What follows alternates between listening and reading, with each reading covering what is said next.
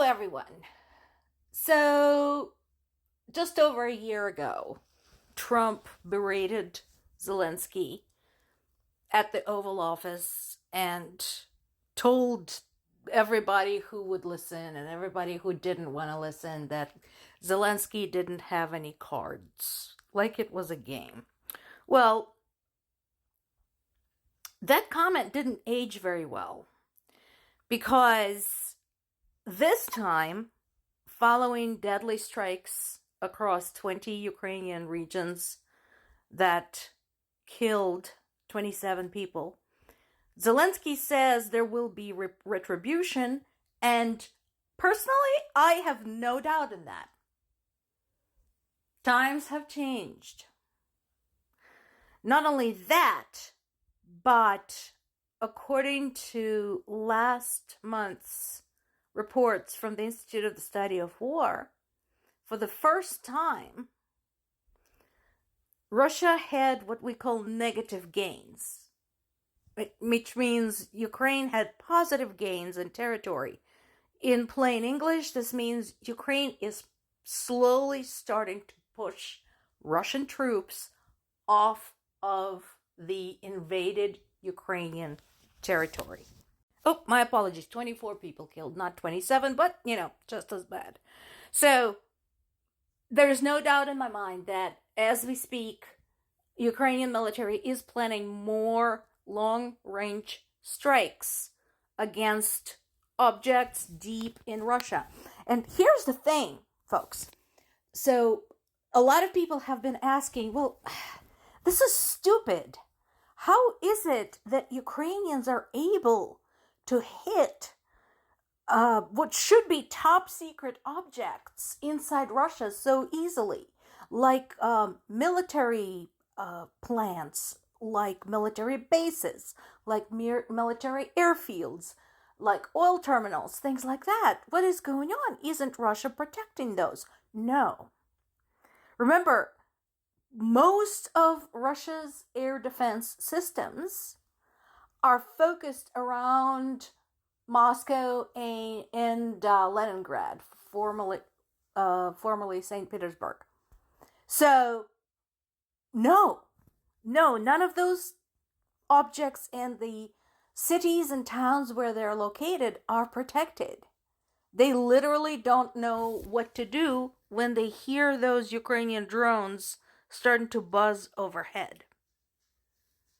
That's why, and Ukraine has been able to do these long-range strikes because all they have to do, basically, is launch the things, bypass the border regions, which is a challenge. Some of them might get downed while they're flying over the border regions, but then it's pretty much clear until they reach their goal.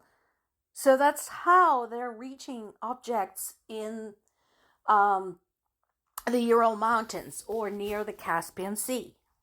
And one of the examples is the latest strike against the oil facility in Ryazan.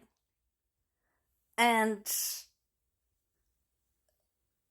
so far, again, we have what we've seen in other places: huge fire, huge clouds of smoke, inability to get enough firefighters into place and resources into place to actually put it out, so they have no choice but to just let it burn out. Because it will eventually. We all know how fire works, right? If you were paying attention in your physics class at school, what does fire need? Fuel, heat, and oxygen. That's the triangle of fire. Once one of those things runs out, the fire burns out. So in this case, it has plenty of oxygen, it's generating its own heat, but eventually it will run out of fuel, but not before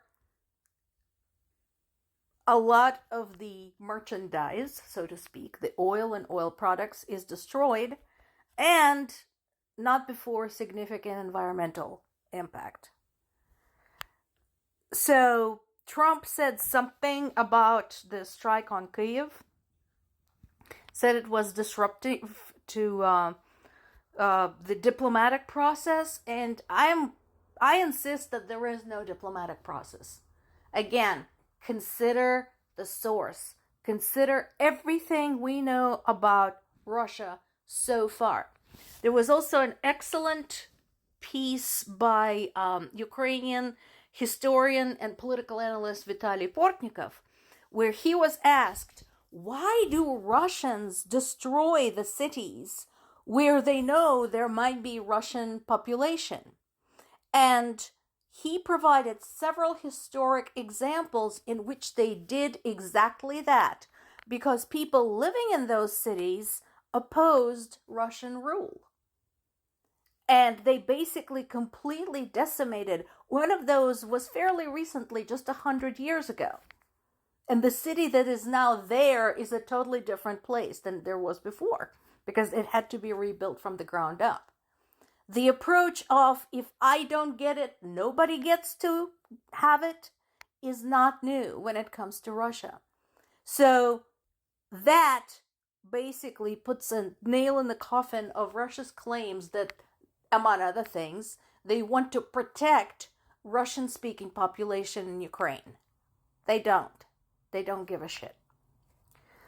Meanwhile, Russia continues trying to get its frozen assets back, and it's not working. So, Russian court ordered the Belgian financial group Euroclear to pay about $250 billion in damages over the freezing of Russia's assets.